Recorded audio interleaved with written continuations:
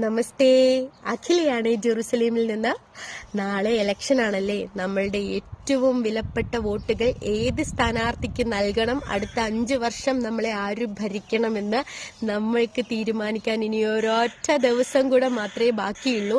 ഏറ്റവും യോജിച്ച അർഹനായ വ്യക്തിക്ക് തന്നെ നിങ്ങൾ വോട്ട് കൊടുക്കുമെന്ന് എനിക്കറിയാം. അത് വളരെയേറെ ചിന്തിച്ചിട്ട് തന്നെ കൊടുക്കുക. ഭാരതീയ ജനതാ പാർട്ടിയുടെ ഓരോ കാൻഡിഡേറ്റ്സിനും നിങ്ങളുടെ വിലപ്പെട്ട വോട്ടുകൾ നൽകി വിജയിപ്പിക്കേണ്ടതുണ്ട്. വിജയിപ്പിച്ചു കഴിഞ്ഞാൽ തീർച്ചയായും മാറാത്തത് മാറും. ഒരൊറ്റ തവണ നിങ്ങളൊന്ന് മാറി ചിന്തിച്ചു നോക്ക്. അതിന്റെ ഫലം നിങ്ങൾക്ക് തീർച്ചയായിട്ടും കാണാൻ സാധിക്കും.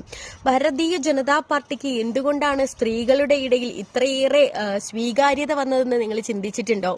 കാരണം മറ്റുള്ള പാർട്ടികളൊക്കെ മനഃപൂർവ്വം അല്ലെങ്കിൽ കണ്ടുകൊണ്ട് തന്നെ അവഗണിക്കുക എന്ന് നമ്മൾ പറയില്ലേ, അതുപോലെ അവഗണിക്കുന്ന ഒരു പ്രവണത നമുക്ക് കാണാൻ സാധിക്കുന്നുണ്ട്. സ്ത്രീകൾക്ക് ഒരു വിലയും കൽപ്പിക്കാത്ത പലതരം പാർട്ടികൾ നമ്മുടെ ഇന്നുണ്ട് നമുക്ക്. പക്ഷെ ഭാരതീയ ജനതാ പാർട്ടി നമ്മൾ എടുക്കുകയാണെങ്കിൽ സ്ത്രീ ശാക്തീകരണം, നാരീശക്തി മുൻ നിർത്തിക്കൊണ്ട് കഴിഞ്ഞ കുറച്ച് വർഷങ്ങളായിട്ട് ഇന്ത്യയെ മുന്നോട്ട് നയിക്കുന്ന കാഴ്ച. ഒരു സ്ത്രീ എന്നുള്ള നിലയിൽ എത്ര അഭിമാനത്തോടെയാണ് ഞാനിത് പറയുന്നത്. ഓരോ സ്ത്രീയും എത്ര അഭിമാനത്തോടെ പറയേണ്ട കാര്യമാണല്ലേ നാരീശക്തി അല്ലെങ്കിൽ സ്ത്രീ ശാക്തീകരണം ഭാരതീയ ജനതാ പാർട്ടി ഇന്ന് നടത്തിക്കൊണ്ടിരിക്കുന്നു എന്നുള്ളത്. പ്രധാനമായിട്ടും ഇപ്പോൾ ഞാൻ വീഡിയോ ചെയ്യുന്നത് ഹരിപ്പാട് നിയോജക മണ്ഡലത്തിലെ ഓരോ സമ്മതിദായകരും നിങ്ങളുടെ വിലപ്പെട്ട വോട്ടുകൾ ശ്രീമാൻ സന്ദീപ് വചസ്പതിക്ക് നൽകി വിജയിപ്പിക്കണമേ എന്ന് താഴ്മയായി അപേക്ഷിക്കാൻ വേണ്ടിയിട്ടാണ്. പ്രധാനമന്ത്രി നരേന്ദ്രമോദിജിയുടെ ഒരു പദ്ധതിയുണ്ട്, PMFM എന്ന് പറഞ്ഞിട്ട് പദ്ധതി.